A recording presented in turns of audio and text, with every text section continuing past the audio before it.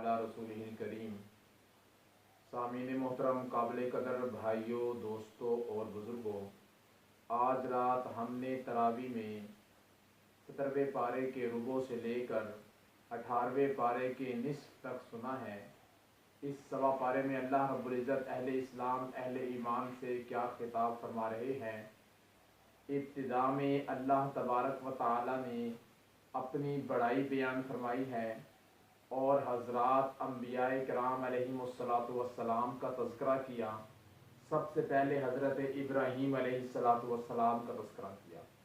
ابراہیم علیہ السلام کا تذکرہ کیا اور ساتھ ہی فرمایا کہ ابراہیم علیہ السلام پکے سچے موحد انسان تھے، اور ساتھ فرمایا کہ ابراہیم علیہ السلام کو اللہ رب العزت نے اپنا خلیل بنایا، اور ان کے ساتھ جو واقعہ پیش آیا تھا اس کا تذکرہ کیا ہے، جسے واقعہ نمرود، واقعہ نار کہتے ہیں، کہ حضرت ابراہیم علیہ السلام کو انہوں نے رسیوں میں باندھ کر ایک بہت بڑی آگ کے اندر پھینک دیا۔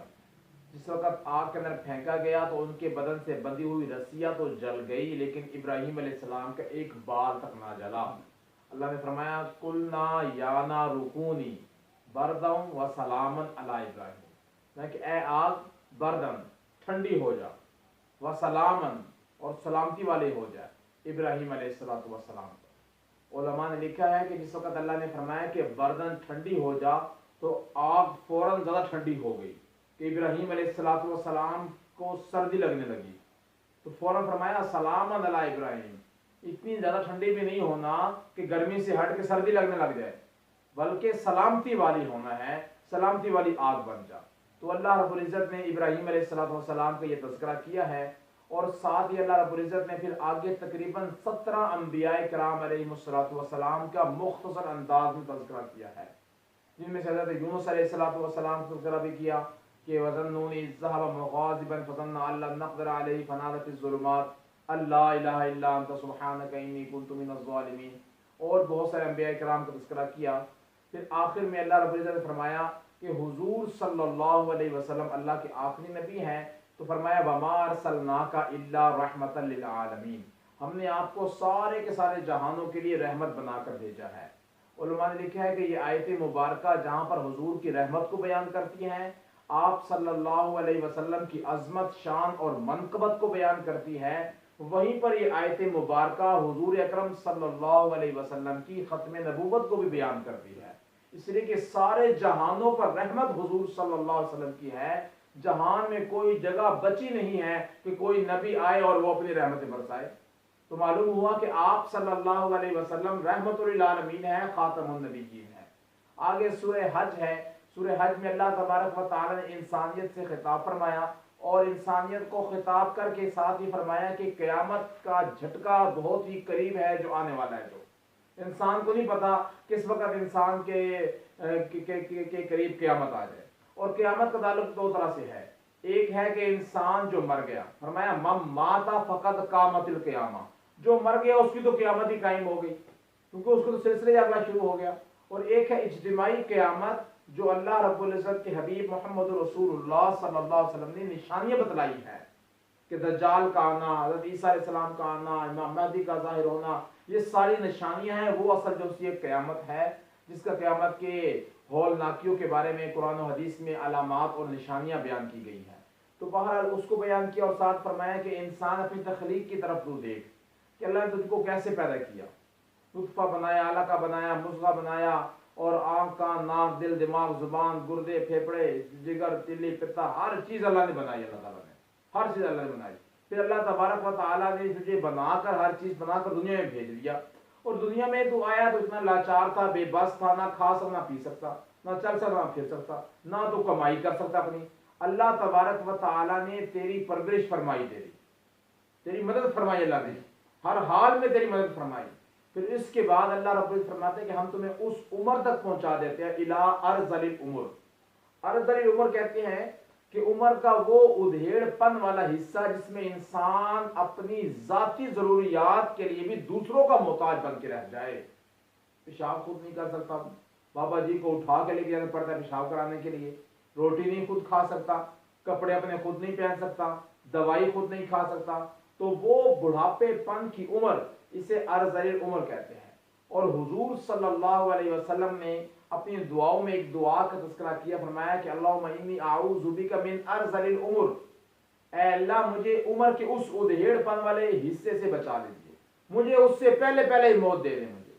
اور فرمایا مبارک ہے وہ انسان جو کم مال والا ہو، اپنے ضرورت کے مطابق مال تھا، کھایا کمایا کھا لیا ختم کر دیا اس نے، اور وہ چلتا پھرتا ہو، کسی کا محتاج نہ ہو، کسی کا قرض اس کے اوپر نہ ہو، اس کے اوپر اور اس کا قرض کسی کے اوپر نہ ہو، اور وہ اسی طرح چلتے پھرتے کھاتے پیتے سارا تندرست چلتے پھرتے صحیح حالت میں کام کرتے کرتے اللہ کو پیارا ہو جائے، تو اس کو فرمائے یہ مبارک انسان ہے، یہ مبارک انسان ہے۔ اور آپ صلی اللہ علیہ وسلم اپنے سارے کام خود کرتے تھے، اور آپ صلی اللہ علیہ وسلم اس طرح چلتے پھرتے سارے کام کرتے کراتے پھر چلے گئے۔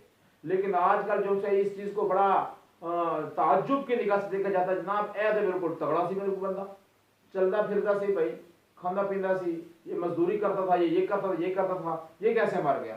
تو بھائی اس کے لیے تو مبارک بات ہے، اس کے لیے تو وہ کسی کا محتاج بن کے نہیں مرا، وہ کسی کا اپنے پیشاب کے لیے کسی کا محتاج نہیں بنا۔ یہ ساری کی ساری چیزیں محتاجی کی طرف انسان کو لے جاتی ہے۔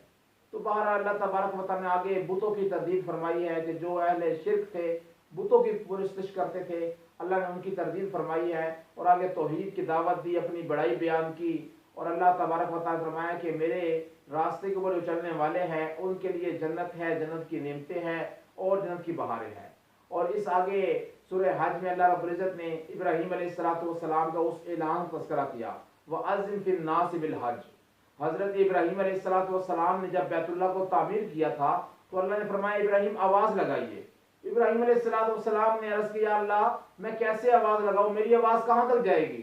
یہاں تو بیابان جنگل ہے، تیرا گھر بنایا ہے بیٹے نے اور میں نے مل کر بڑی محنت کے ساتھ، بڑی مزدوری کی، آواز کہاں تک جائے گی؟ فرمایا نہیں، آواز لگانا تمہارا کام ہے اور پہنچانا اس کو یہ ہمارا کام ہے۔ یہ پھر ابراہیم نے آواز لگائی اور اللہ نے 4 دانگ عالم میں ان کی آواز پہنچائی، آسمانوں و زمینوں میں ان کی آواز پہنچائی، حتیٰ کہ عالم ارواح میں جتنے انسان تھے ان کی روحیں تھی سب تک ان کی آواز پہنچی، مجھ تک بھی اور آپ تک بھی، اگرچہ ہمیں یاد نہیں، ہمیں سب تک یہ آواز پہنچی۔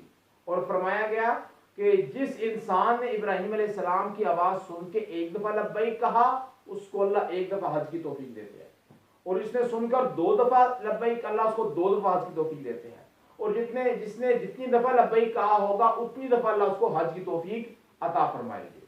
تو یہ سارے کے سارے معاملات پہلے کے ہیں، تو اس لیے فرمایا کہ ابراہیم علیہ السلام نے صدا لگائی تھی، آواز بلند کی تھی، اللہ تعالیٰ نے ان کی آواز کو پہنچایا تھا آگے دور تک۔ پھر آگے چل کے اللہ تبارک و تعالیٰ نے فرمایا کہ تم جو قربانی کرتے ہو اللہ کے نام پہ، اللہ تعالیٰ کو تمہارے قربانی کے گوشت کی کوئی ضرورت نہیں ہے، جانور کے کھال کی کوئی ضرورت نہیں ہے، خون کی اللہ کو کوئی ضرورت نہیں ہے، تم جو کچھ کرتے ہو یہ اللہ کی رضا کے لیے ہے، اللہ کی رضا کے لیے۔ اللہ کے کیا پہنچتا ہے؟ فرمایا لن ینال اللہ لحومها ولا دماؤها ولکن ینال التقوی منکم، جو تمہارے دلوں کا تقوی ہے، اندر کا اللہ سے جو ڈر ہے، وہ ڈر اور تقوی جو سے ہے وہ اللہ تعالیٰ کے ہاتھ پہنچتا ہے۔ تمہارے اندر تقوی کتنا ہے، تم اللہ کے لیے خرچ کتنا کرنا چاہتے ہو، تم کیا خرچ کرنا چاہتے ہو؟ ایک ہے کہ انسان عمل کر رہا ہے لیکن انسان کا دل تنگ ہو رہا ہے، دل تنگ ہو رہا ہے، عمل تو کر رہا ہے قربانی والا لیکن کہہ رہا ہے کہ اور چھوٹا جانور ہو جائے، اور چھوٹا ہو جائے، تھوڑی سی اور بچت ہو جائے۔ ایک ہے انسان کے پاس پیسے اتنے ہیں، اس کی کوئی نہیں ہے کہ وہ فرض ادا کر لے، اپنا حصہ ڈال کے کم سے کم پیسہ ہو بھی اس والا حصہ ڈال لے، لیکن ایک انسان کے پاس پیسے بھی ہے لیکن جان بوجھ کے کم سے کم کر رہا ہے، اپنے اوپر ایک اللہ کے حکم کو بوجھ سمجھ رہا ہے، یہ بات درست نہیں ہے، یہ بات درست نہیں ہے۔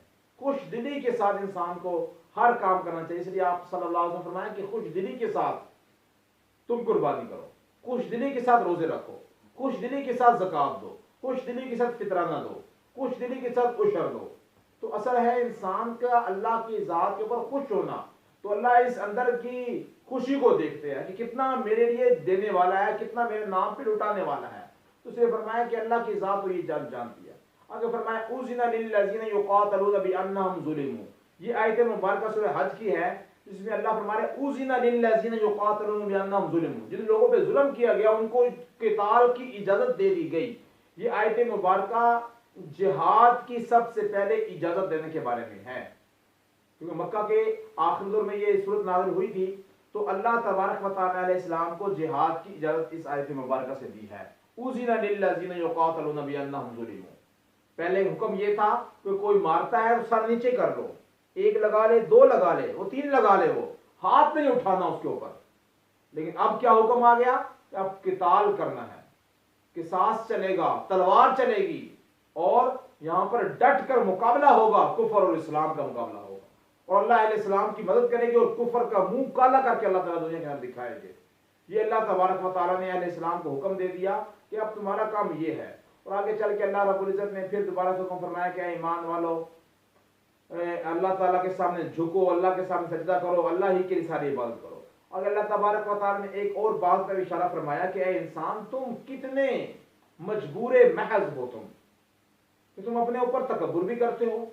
فرمایا کہ تمہارا حال تو یہ ہے کہ لن یخلقوا ذبابا ولو اجتمعوا لہ، کہ اگر تم کوئی چیز کھا رہے ہو اور تمہارے پاس سے، تمہارے خوراک سے، تمہارے کھانے سے کوئی ایک مکھی آ کے کوئی چیز اٹھا کے لے جاتی ہے، ان الذین تدعونہ، کہ تم جو سے ہے اس مکھی کو بلاؤ، اس مکھی کے پیچھے پڑ جاؤ، تم اس مکھی سے لی ہوئی خوراک اور غذا واپس لے سکتے نہیں ہو۔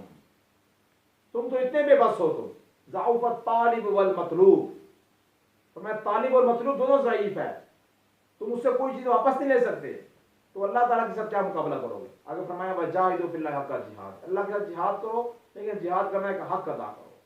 اور اس میں علماء نے لکھا جہاد میں یہ ہے کہ جہد فی الدین، دین کے لیے کوشش کرنا، لیکن یہ کہ کوشش ایسی کرے کہ اس میں حق بھی ادا کرے، انسان حق بھی ادا کرے، کہ دین کی کوشش میں صرف دین مقصود ہو، دنیا مقصود نہ ہو، پیسہ مقصود نہ ہو، مال مقصود نہ ہو، اپنی واہ مقصود نہ ہو، حب جاہ مقصود نہ ہو۔ تو یہ اگر یہ ساری چیزیں اگر ہے اور دین کی جہد بھی کر رہا ہے، تو پھر میرے محترم یہ دین کی جہد، دین کی کوشش کرنا اس کے لیے کوئی کام کی چیز نہیں ہے کوئی۔ اس لیے انسان جو بھی دین کا کام کر رہا ہے اس میں صرف اور صرف خالصتاً اللہ کی طرف نگاہ ہونی چاہیے انسان، کہ اللہ میں اس دین کے کام سے، جو میں کام دین کر رہا ہوں، دین کا کام پھیلا رہا ہوں، صرف اور صرف میرے مولا تیری ذات چاہیے، مجھے تیری رضا چاہیے، اور مجھے کچھ نہیں چاہیے۔ آگے 18 پارہ شروع ہوتا ہے، اس کی سورۃ مومنون ہے۔ حضور صلی اللہ علیہ وسلم سے کا فرمان نقل کرتے ہیں حضرت انس رضی اللہ تعالیٰ عنہ کہ جب اللہ تعالیٰ نے جنت کو بنایا، جب جنت بن گئی اور اللہ تبارک و تعالیٰ نے اس کی طرف دیکھا، جنت کی طرف اللہ رب العزت نے دیکھا، تو اس وقت اللہ رب العزت نے جنت کی طرف جب دیکھا تو جنت کی طرف دیکھ کر اللہ رب العزت نے فرمایا کہ بول، کیا بولتی ہے؟ فرمایا بول، کیا بولتی ہے؟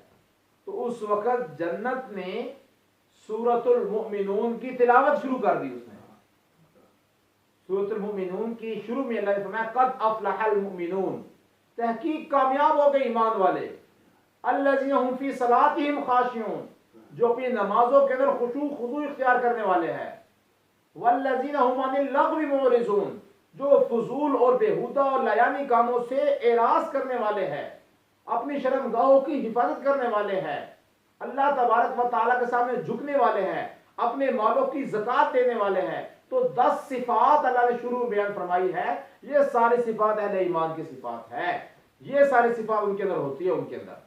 تو اللہ تبارک و تعالیٰ نے اس کے اندر یہ صفات کا تذکرہ کیا۔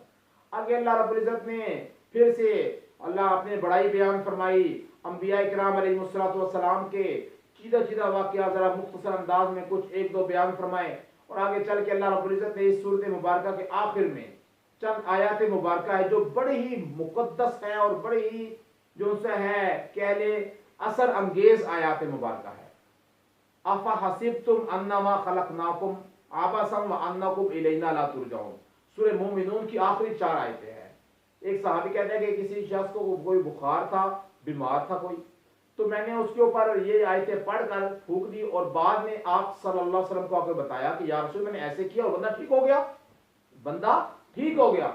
تو حضور نے فرمایا اگر اس کے اوپر مصیبت اور پریشانی پہاڑ کے برابر بھی ہوتی تو وہ بھی اس سے ٹل جاتی، وہ بھی ٹل جاتی۔ تو تو یہ 4 آخری آیات مبارکہ بڑی ہی مقدس ہے اور ان کو ان آیاتوں سے انسان کو وسیلہ بنانا چاہیے. اور خاص طور پہ جو وبائیں ہوتی ہے ایک دوسرے کو لگنے والی ہوتی ہے اس سے بچاؤ کے لیے یہ آیت مبارکہ بہت اچھی ہے.